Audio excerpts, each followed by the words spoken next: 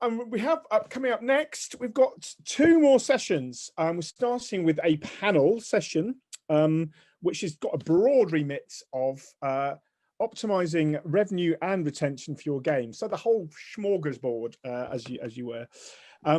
We've got a pretty talented panel here. Not that we haven't had a very talented lineup already. We have had a great day so far. And that is being led, I believe, by the very lovely Jacki Vause of Dimoso. How are you, Jacki? I'm good, Chris. How are you? I'm very good. I'm very good. Your panelists are filing in slowly. Sorry, we're a bit late. I blame me because it's my fault. So I was 5 minutes late at the start, and I've managed to add another 5 minutes as we go forward. But it's okay. It's okay. Morning. Time means nothing anymore, and nothing means anything. We're in a post-Euros world now. Anyway, I think your folk are coming in from all over the world. You're in that London, or are you off somewhere? You're often jetting around. I don't know. No, I'm in that London, but we do have people from all over the world, which is fantastic. I know we've just come from Dublin. There, we were in Belarus earlier, Shanghai this morning. I'm sure we'll be over in their Americas later on. But no Italians yet, unless you have one on your panel. So I think we will say congratulations if there is an Italian, because I think it's only fair we show our sportsmanship. But enough for football. I'm going to get out of your way and stop polluting your panel. So yeah, off you go. You shoot off. You've got a good 40 or so minutes. You can launch. You've got plenty of time to discuss your topic. So I'll let you introduce your panel, and I'm here in the background if you need me to interject some random chat about football. Thanks, Chris. Yeah, I'm so sorry to everybody about the result last night, but let's not let that dint our confidence and enthusiasm for the subject matters that we have today, which is all very interesting. We have a really wide panel of experts, and I know all of you, and I know you're all brilliant at what you do. So I'm very excited to be chairing this panel. I'm Jacki from Dimoso. Dimoso is a PR and marketing agency of record, but I won't go about self-promotion. I'll hand over to everybody to let them introduce themselves first.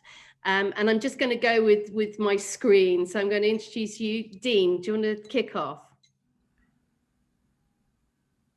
Yes, sure. Good morning. Hi, I'm Dean. I'm the founder and CEO of Greenlight Games, which was originally an indie developer studio that I started back in 2014 with the idea of making mobile games. We then pushed on to publishing mobile games, and we're now actually publishing PC and console games, both digitally and physically.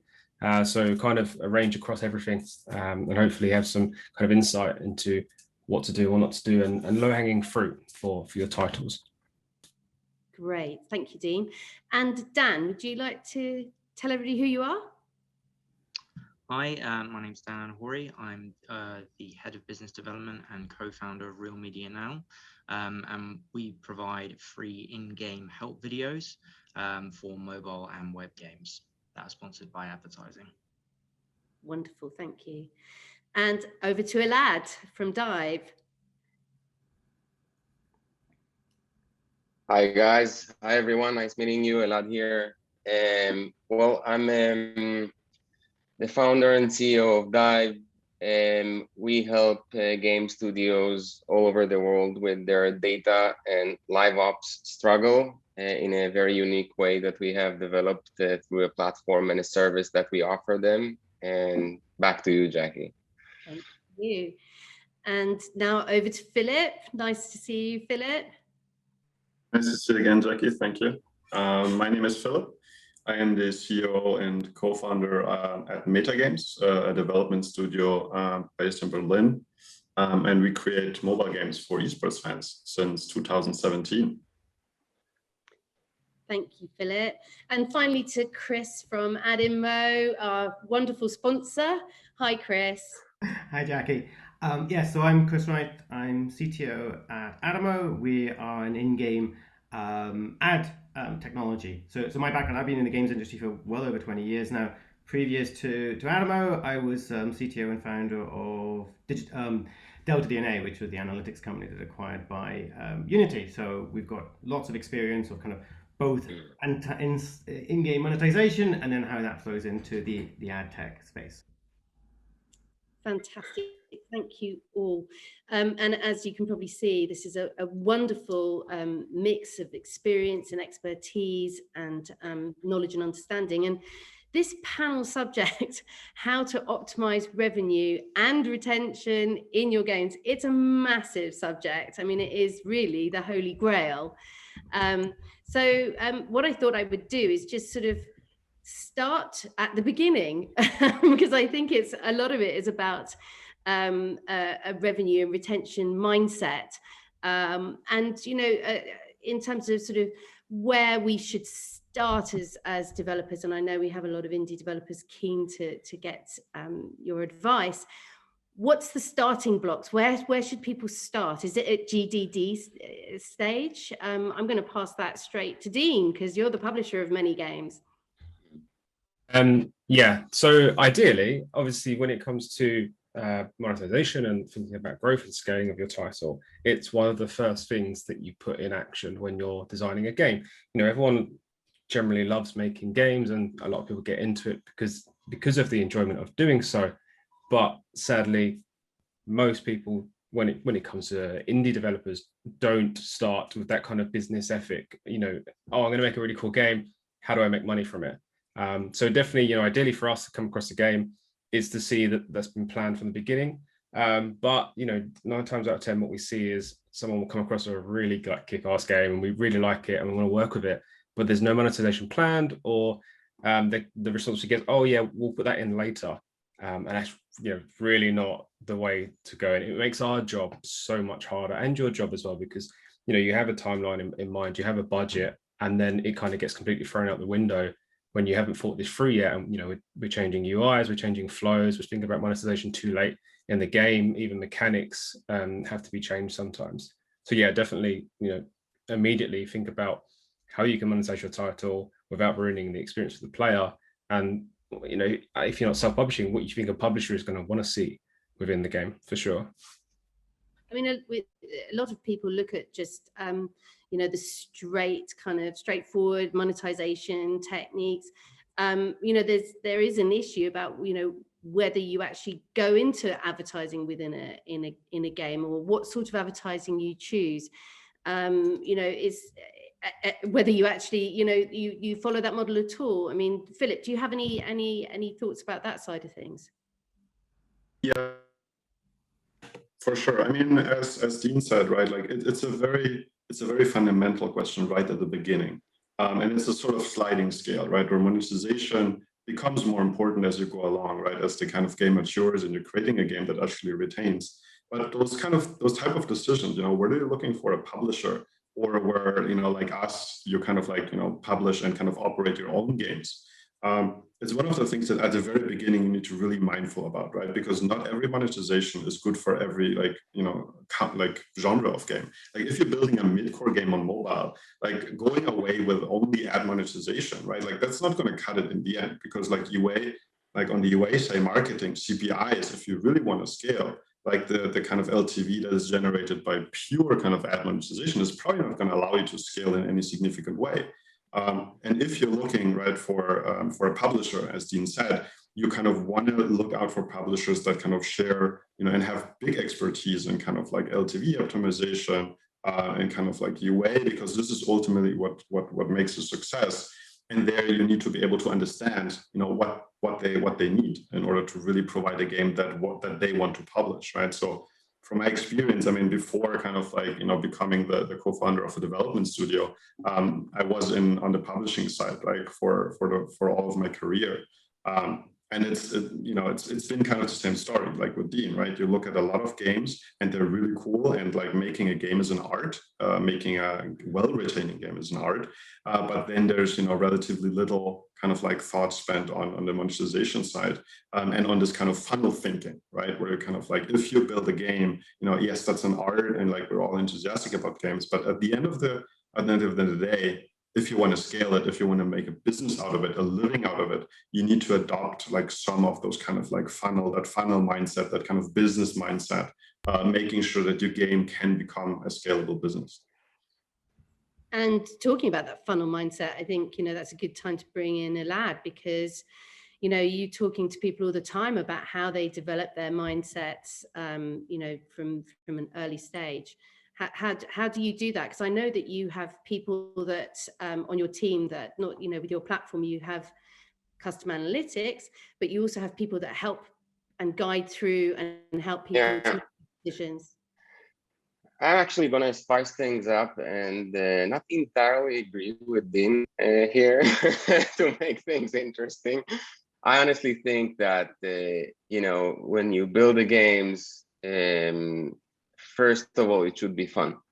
And the core loop is like, at least the first days, that core loop should click in a way with the player.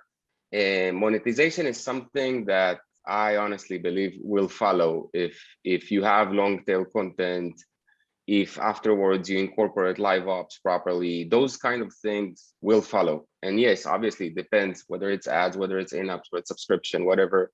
Depends on the genre, depends on the target country, you know, obviously whether it's a tier 1 country or not, and whether you can justify the marketing cost.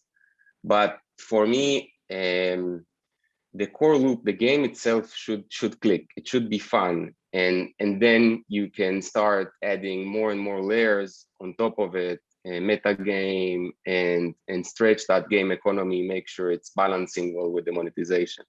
So I would actually prefer this approach. Do you want to respond to that, anybody, or shall I?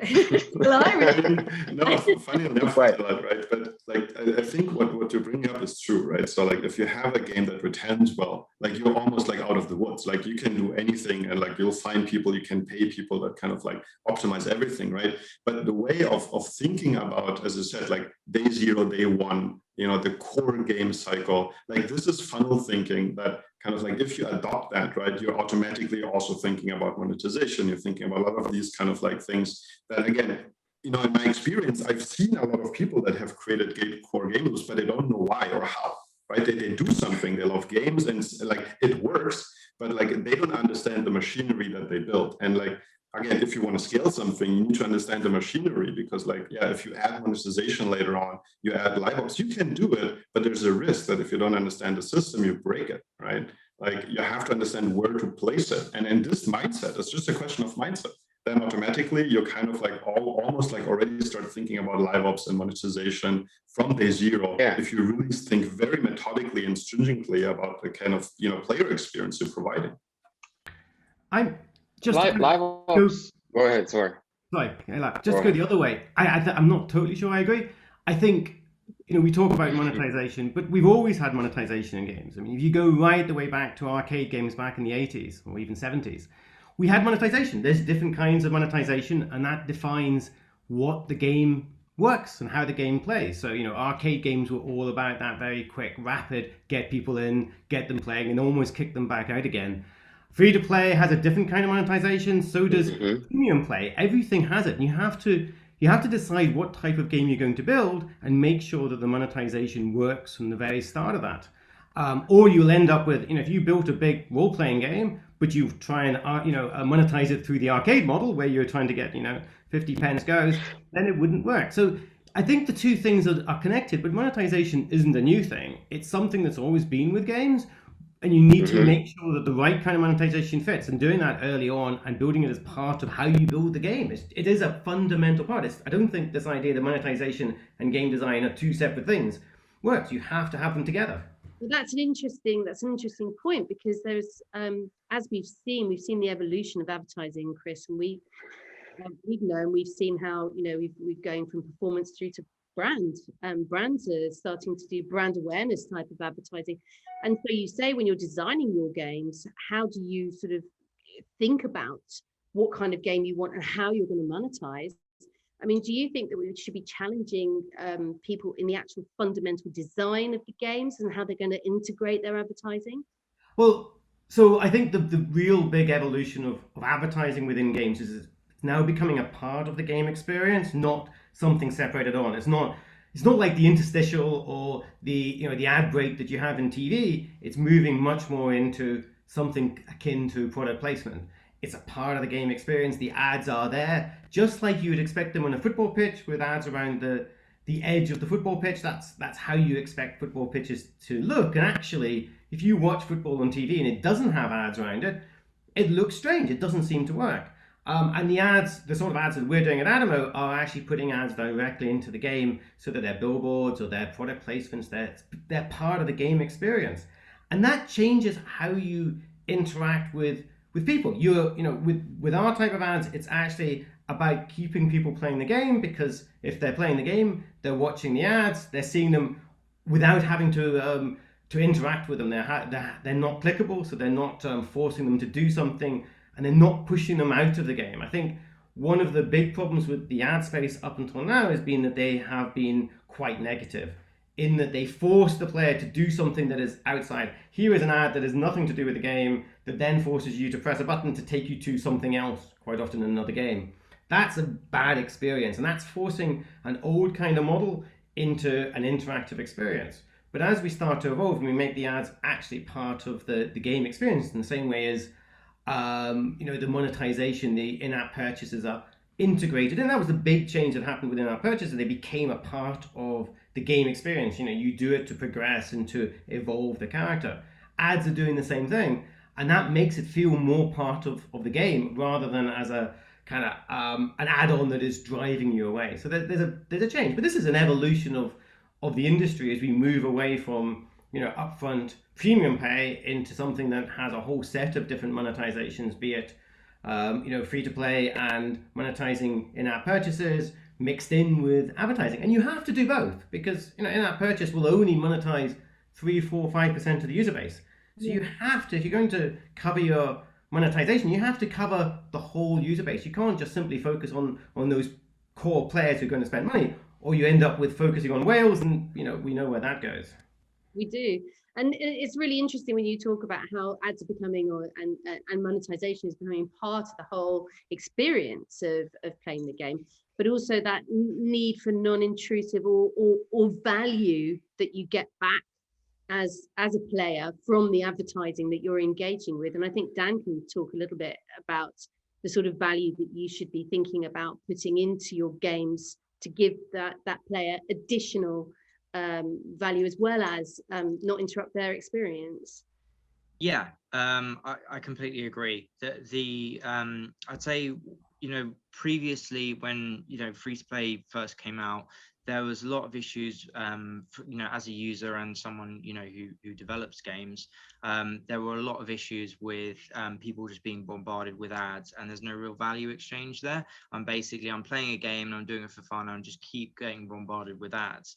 And now in 2021, users, even probably 5 years ago, users were fed up of that. You need to be a bit more clever in the way that you kind of monetize your game, and a bit more subtle. That's why I really like AdInMo with their kind of billboard ads, because they don't interrupt gameplay. I think retention is a really big problem for pretty much everyone within the games industry, especially within free to play. And if your ads damage that retention in any way, it's probably not worth having that ad system in your game, because overall you will end up losing money rather than making it. That's why if you look at the number of different ad networks and different kind of ad placements there are now, such as AudioMob with their audio ads, which are much more subtle, us with in-game help videos, and like I said, with AdInMo and in-game placements, that seems like the way things are going, because they don't seem to interrupt the gameplay. There is a clear value exchange there, and there doesn't seem to be a decrease in retention. In some cases there can actually be increases in retention, such as with AudioMob and AdInMo, and us as well. So yeah, that's what I would say about that. But I mean, like, it really depends on the game, right? I mean, like, if you want to be sophisticated, like if you're talking about a casual game where the kind of cost per install that you're paying justifies just having ad monetization, you want to monetize via ads, and you want to annoy people with ads, like people that are about to churn.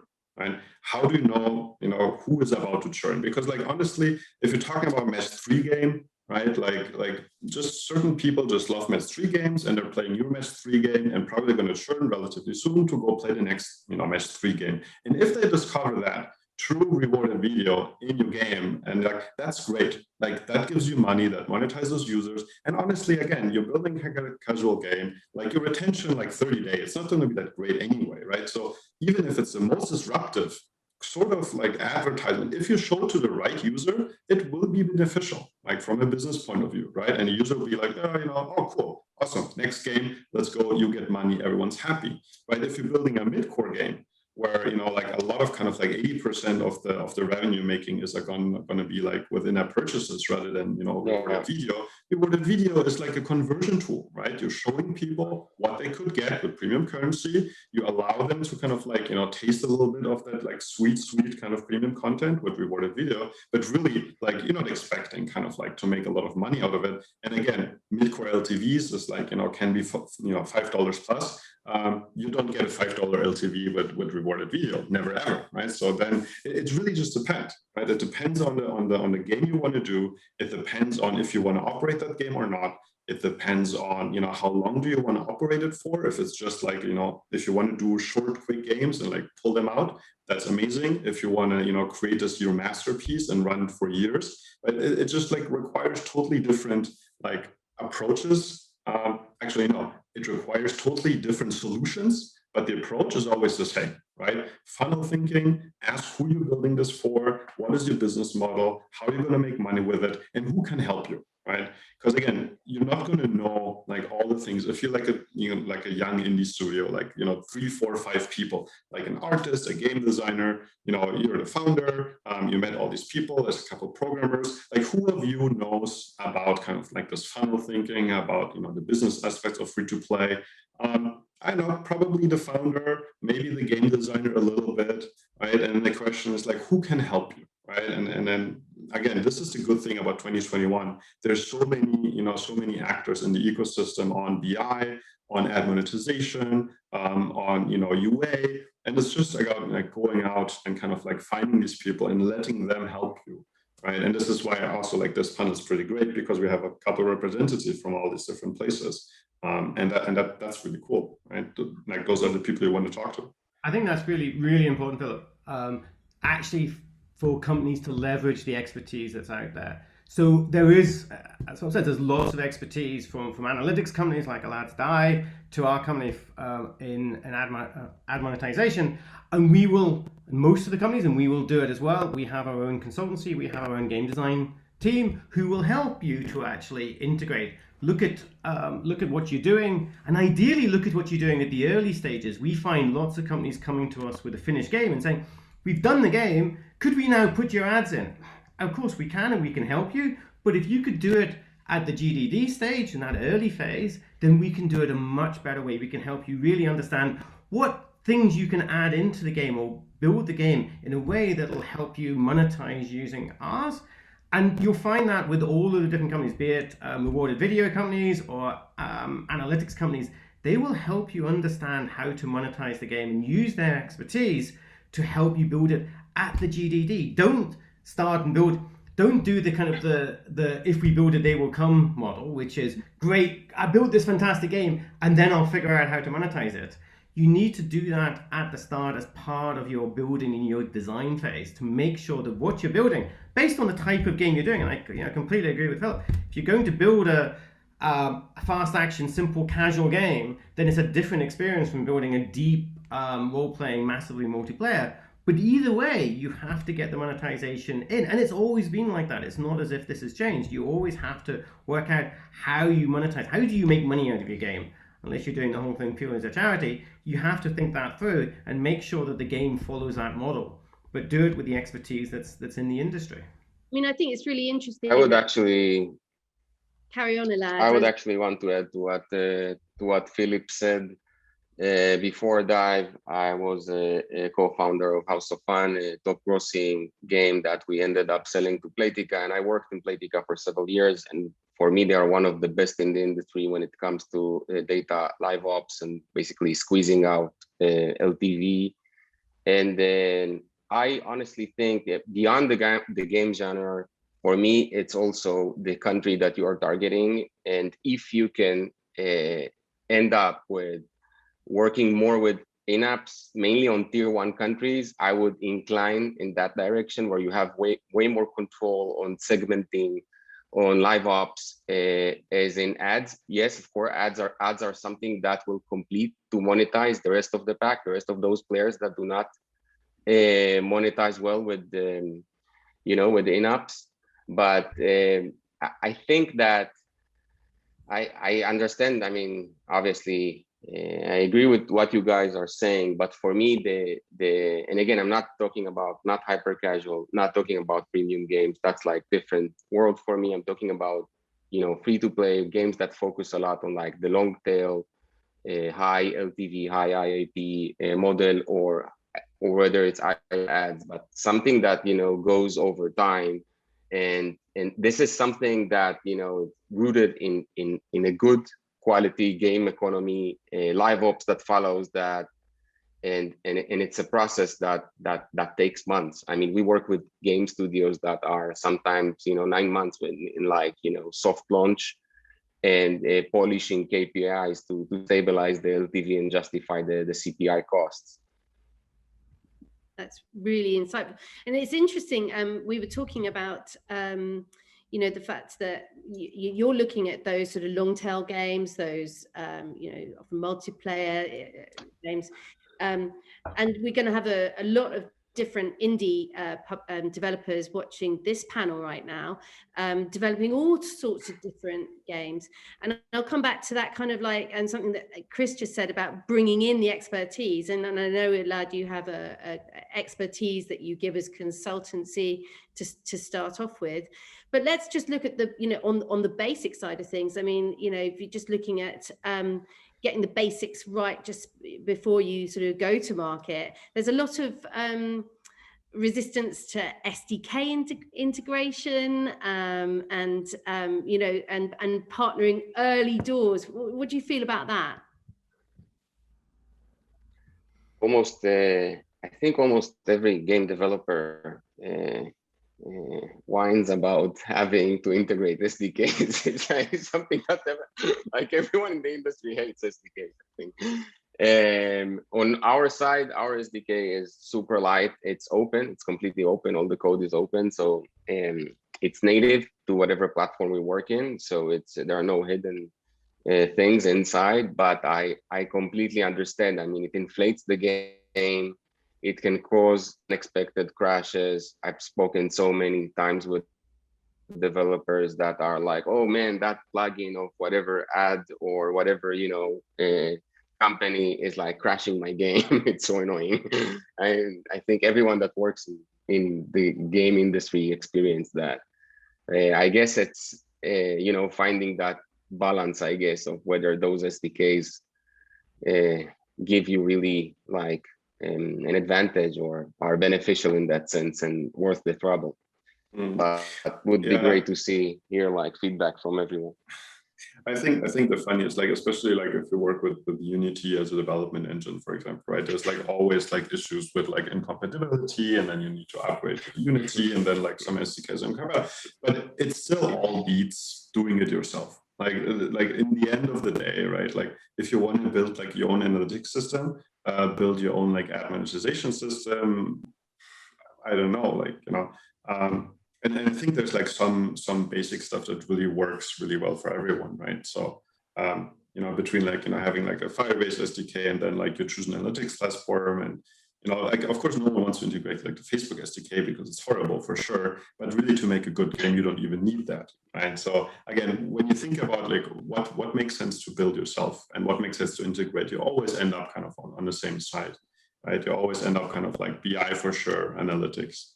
You end up with like some UA stuff, some ad, ideally, something that kind of like aggregates, different providers. But again, this is really like depending on what you're doing, right? Depending on the game that you're building, you always want to be ideally on the side of building a bespoke and cool game that is fun to play.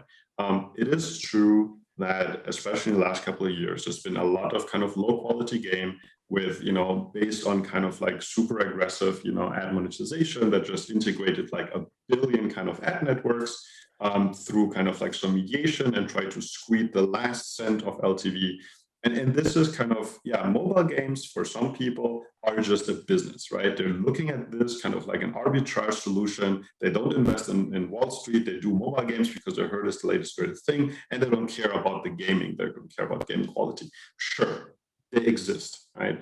But we don't want to build those kind of games, right? You want to build cool games that are fun, that retain well. And there, yeah, of course, you need to think about monetization really early, right? And this goes to one of the questions that have been asked already in the Q&A, right? Like, what is the, like, you know, if monetization kind of like is dominating the direction of a game more than it should, like, what does it mean, right? More than it should. Like, there is no should, right? It depends on you as a gaming company, as someone who builds an experience, to like determine how much money you want to make with it, right? If you're saying, hey, I just want to pay the rent, you know, want to build like a company with like 50 people that can build games because we all love building games, well, yeah, of course you don't need to over-optimize on UA and LTV. And if you're finding that, you know, you build a cool game that is kind of generating some return and you can pay the bills and that's it, sure. Then you can take, you know, less pressure on LTV. That's totally fine.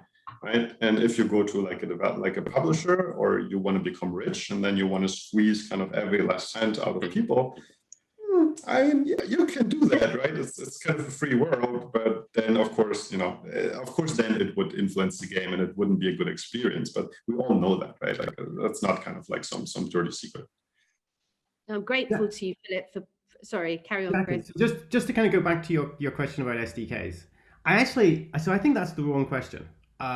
Because actually SDKs, of course you have to integrate SDKs. You know, you're going to use an engine more than likely. It would be fairly unusual nowadays if you didn't use Unity or Unreal. And you're going to use SDKs. And this is the same with the rest of the software industry. You know, you have to integrate various technologies and you have to keep them up to date and you have to look at the dependencies. And that's just part of software development. And so moaning about that seems a strange thing to be looking at. What is really important is more to make sure that they all work together, that you can get the data in a way that actually allows you to do what you want, that they're not these closed systems that feed their own system and feed their own data. You want to have a single view of what's happening in your game. You want to be able to look at the data across your ad monetization, across your analytics, across the whole spread, and you want to have a single view of the world. And that's the most important thing, that these things are working together to build you a solution that actually allows you to push your game forward, and that they're not their own little islands of data that you can't get access to, and you're putting something in, but you can't really see into it and you can't see what it's generating. Because then you have lots of problems in how you build your game. So getting that is really important, and making sure that when you pick solutions to help you to build your game, you can see how they all work together in a way that allows you to optimize your game going forward. Thank you, Chris.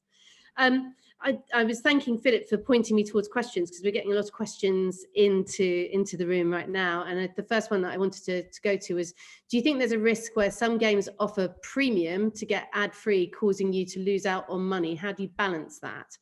And that, Dean, I think you were interested in. So you know, we saw this, I think, about 2 years ago. It started as someone had like a light bulb moment and they threw it out there and everyone went, oh, wow, that's a really cool idea. And everyone did it. And then I think there was actually a report that someone did that weighed up the pros and cons, and then the revenue they saw from it. Because generally this purchase was like $1, $2, don't get any more ads. And someone sat down and crunched the numbers, and basically at that kind of price point, under $4 or whatever your currency is, it's not worth it. You know, for the player, it's great. It's just a quick buy. You get that $4, but long term, they found that the eCPM was on, you know, as long as ads were integrated correctly, you would generate more revenue if you retain that player and continue to push ads their way and have them opt in on ads rather than taking 2 or 3 quickly from them. Whereas if you've got a low retaining game, then yes, I suppose go for it if you don't intend on fixing your retention. But if you have a game that retains players, I would say that the data has shown us previously in our games, ads were the way to go over that single in-app purchase. You know, combine both, long out the opt-in ads, because they're always the ones that pay best. You know, have the player interested in the ad, well, not the ad specifically, but interested in watching the ad or clicking on the ad and interacting with that for the reward or the double the points, whatever you give them, and then back that up with other in-app purchases for other content, such as health or skins or whatever it ends up being. But yeah, for us, if you have a good game, retains well, good players, keep the ads, don't sell them off cheap. Cool. It's really interesting. Another question that came in is, have any of you had a light bulb moment when you were struggling to get that engagement and growth? And at what point did it click and the real growth start? Anybody? Light bulbs? The funny thing, right, like again, from the funnel point of view, like if you kind of like start building a game, right, and you see like, you look at like day 0, you look at the tutorial funnel, you look at day 1, right? If you're already struggling to get like engagement and growth, or like engagement just at that point, there's something really fundamentally, that the game needs to be worked on. So at that point, like, does it click? That's a game design question, right? Like if your game is kind of struggling already early on, just make a better game, right? It sounds easy to say, but like nothing about like monetization or BI or whatever will help you really. Like you're going to make a better game, right? If you're building a game and it kind of like, like this question basically assumes that you can build this whole game and then start looking at it. And then you realize, well, there's like some inflection point where things are not going well. And then fixing that is almost impossible. And it's basically, again, I'm a big like methodology guy. Like the outcome doesn't matter, right? Like methodology is what matters, like maximizing your funnel, maximizing your shots, making smart decisions, broadly speaking, that kind of like restrict your decision space of what all the things you need to think about, and then kind of like start really like looking at the players, looking at funnels, building like a great, a game that retains well, which, as we all agree, is the key to great monetization. It is retention, right? You need, have that kind of like really like close, touch with your players, what they're doing from the first moment when they play your game. And again, with that, go out, go to Elad, whose like service is amazing. If you're using Unity, go to Delta DNA. Like it almost doesn't matter which one you use, as long as you use one and as long as you're learning, like, like to do it also yourself. You don't just like say like, hey, I have a tool now. There's like some dashboard. All my problems are solved. It's like, no, right? Usually, like broadly speaking, every dashboard you see from every analytics company that you're using is very superficial, and that's great, and some are slightly better than others. But at some point, you want to have access to the raw data, because at some point you'll come across a question that you can solve with like an online dashboard. And so you kind of need to understand what's behind all this magic, right? So learning, really early on, start understanding, like what is all this stuff doing? How's it all like kind of like coming together?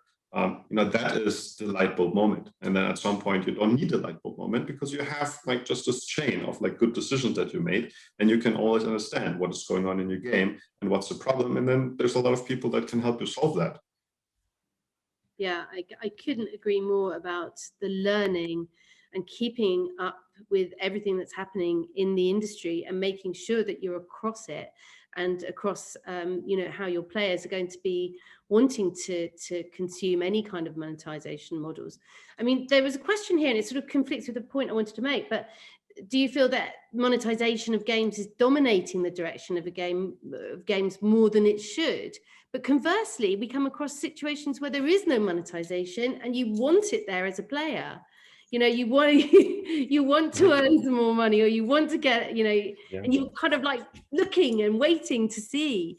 So how do you feel about the sort of those kind of like big imbalance over monetizing or under? I have a couple of examples for this, because personally I've also felt that frustration in regards to a game not having the monetization that I wanted to throw my wallet at. And two examples were when Apex originally launched, I was playing that.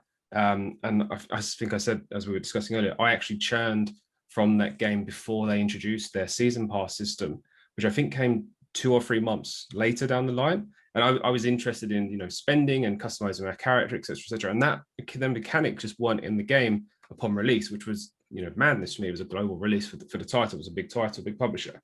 And then the other one, which is a game I'm still playing, but I'm ready to churn on, is Hunt Showdown, which is by Crytek, by CryEngine. And this is, a very competitive FPS game. It's a very frustrating and, intentionally kind of slow driven gameplay. But there's a mechanic there where you earn these dollars, which you use to purchase the good weapons when you go out into the battlefield. And if your character dies, they die, and you lose all of the weapons, everything with them. And there's no way of buying those dollars in the game. The only way to earn them is to win games, or to prestige your character, like reach level 100 prestige. and then start again with no weapons. And it's the most frustrating game loop I've ever come across. I'm still playing it, but I would happily throw hundreds of pounds at this game to get all the stuff I want. So yeah, definitely. And whether that's, I don't know, intentional or not on their part, because this game in particular has been out for, I think, a year now. It's available on consoles, etc. I just feel like they're missing out on so much revenue. But yeah, for me, that frustration is there, and it has made me churn from games. So definitely, you have two sides of the scale there. And I think a lot of what we've spoken about so far generally it's been about mobile. And there's a lot more out there in regards to kind of PC and console titles where a lot of this crosses over, but then there's other stuff you see. And to go back to the question in regards to kind of monetization dominating games, if you went back, I don't know, 5, 6, 7 years and looked at a Call of Duty game and you wanted this weapon or this skin or whatever it ended up being, you would work your backside off to hit this record or this achievement and to get that, and you would be happy and proud, and you would retain for that, for dominating that skin or whatever it ends up being, unlocking the sticks. And now it's like, I'll give us $20. And it's the mechanics have been taken out of the game. I feel that affects retention. The game, I'm still playing Modern Warfare. I think it's a year and a bit old. And I feel like they've already they're done with it. The new version of Call of Duty is out now. The game runs like utter rubbish, not to slate them, but it runs like rubbish. And I feel like it's intentional. Like they've palmed it off now. The next game's here, and it is just a massive monetization churn. And that, as a player, is really frustrating to see. If I'm buying a game and playing a game, I want a game that's going to last and I can go back to in 6 months and it's still available, kind of thing. It's still the same game. So yeah, definitely monetization kind of driving these big AAA games, I think, is becoming an issue. The same way we saw loot crates becoming an issue, this now is really starting to be an issue, I think, for the industry.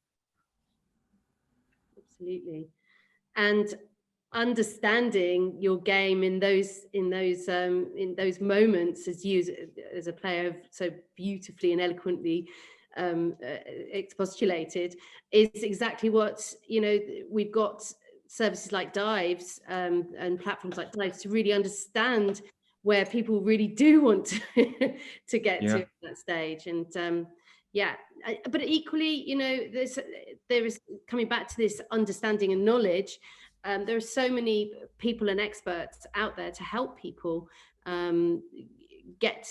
Is there any other place of knowledge? I mean, some people on the chat here are asking, have you got any models that you could give as great examples? And is there any models that you could give as great examples, or any case histories that you could give as great examples of how people have worked it well?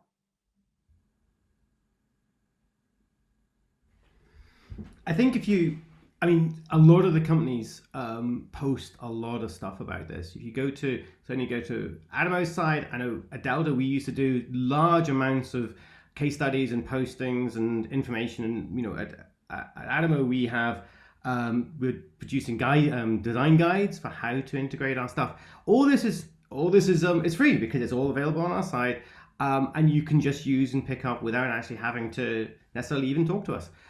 So there is a lot of information out there. There's a lot of sites talking about it, but a lot of the companies will post a lot of this information because it's good for us all to to demonstrate our expertise, but also get people using the right technology. I think the key to this, and it's been said before, is that you've got to integrate this technology and then use it. Just integrating an analytics tool or an ad monetization tool doesn't solve your problem. It's just step one in actually how to make this work. And so all the companies are putting out a lot of free information. So go out, do research. There is a lot of stuff out there on on websites and on blogs and through different routes, but it's all available through the companies because they're doing it and pushing that information out. And also, Dan, I mean, I think you said something when we were discussing, try them all, try all the different things that are out there for you. Yeah, I mean, this kind of goes back to the point that Philipp made, that it completely depends on the game, whether it's a hyper casual, mid-core, hardcore. Now, if you're looking at kind of the hyper casual model, which is kind of primarily ad funded, I would look at trying, obviously it would depend on the type of game as well, but I would look at trying as many different ad networks as possible and as many different ad placements, and just constantly A/B testing them to see which one drives the most revenue for you, without impeding retention, of course. But you know, I think everyone will agree there seems to be like more SDKs than there are games at the moment. There's a huge variety of choice, and it can be difficult sometimes for people to choose which one is right for their game. So I think maybe if you tried a couple of different ones, and trying to just keep A/B testing them and seeing what you get, hopefully that should yield really good results. I'm sure if anyone else has anything to add to that. Yeah, so I mean, personally, right, like I tend to not trust these kind of like articles on kind of like, for other websites too much, because like, of course, everyone writes what's good for them, and like toot their own horn. I mean, so, and especially if you look again at like, like kind of like some early studio, right? Like just starting off and having, this great game idea, maybe doing some prototyping. My personal approach would be, like think about getting a consultant in for like a day or two, right? Like it's a relatively limited kind of like expense, and if you tell them, right, like what kind of game you want to make, what your kind of situation is, where you want to go with it, they'll be able to like create like some sort of kind of like plan for the next, let's say, like year or so, right? Like what to integrate when to look at what. Just giving you kind of like a really, kind of neutral view, because again, as Dan said, there's like more kind of SDKs and kind of like, actors in the ecosystem, between, ad networks and BI and like all this kind of stuff. And there's like really good ones, right? And then there's like some that are like not that good. They just don't really care about the individual developer. They just like go for, for mass. They don't care. If you have a question to them, they're not going to answer, right? So you want to avoid them, but not knowing who they are, right? It just really makes like some, makes it difficult. Like it's a question of market and transparency, like very classically, right? So again, I would really say, like from the fundamental point of view, either, you stick with one kind of like one or two big companies and their ecosystem, right? So take Unity and Google, right? Between AdMob and Firebase, and then Unity has like, Delta DNA if you want. And so you have everything. You have Crashlytics, you have like kind of like, over-the-air customization, you have like push notifications, you have BI, you can have everything. And, if you just trust those, they're probably going to be well, but don't expect too much help from these companies, right? Or, maybe just like get like some like consultant in 1 or 2 days, relatively early, right? So you can tell them what you're going to do, and they're going to give you helpful pointers. And it's definitely worth the expense, right? Of course, you can learn it all by yourself as well. That's always the third option. It just requires a lot of time, right? And the question is, how do you want to spend your time? Are you building like a gaming business to learn? Then by all means, right? Like read all the articles you can, figure out things by yourself, try everything. If you have like, some good co-founder who's doing all the game design and, caring about all this, you can do it. Totally legitimate, right? But I would say like these 3 things are mostly kind of what I would really recommend, right? Stick with a big company, ask a consultant for 1 day or 2, or just learn and do everything yourself. But just picking one randomly and then integrating it, and then another like random ad network, and then they don't interact, there is like siloed, the data's off, like it's basically useless. You can as well not do it. I know we're short on time, but I want to squeeze this one in because it's an important one, and we rely on data heavily all the time. But for me, by the end of the day, we connect like with games like any other product, and obviously, like Dean said, the ones that we love, we love spending money on them as well. I personally always recommend game studios to try to contact or communicate with the players and the community as soon as possible, because that is a valuable channel that gives you a ton of information that sometimes data do not. And it helps iterate and building better products. It helps them connect with the game developer. It's something really important that I saw many game studios that, with very very few tools manage to build their way through a community and iteration and like that chain of good decisions that they made, like Philipp said. and reach a generation of revenue. Thank you, Elad. I've seen Chris take a big. I'm going to have to wrap it there. It was fantastic. I really enjoyed a bit of friction as well. I like a bit of friction on the panel. There was some good duking out earlier. Some good back and forth. So, we are over our time now. So I'm going to have to say thank you so much for all your insight and being very open and sharing and being very honest and direct, which is great. Love your chair, Chris. It makes me feel I need something with a bit more gravitas behind me. I'll have a full Game of Thrones swords next time I do this. But yes, thanks so much to you, Jacki, to you, Philipp, to Elad, Chris, Dean, and Dan. I think I'll let you go and enjoy your afternoons wherever you may be in the world now. I know we've got international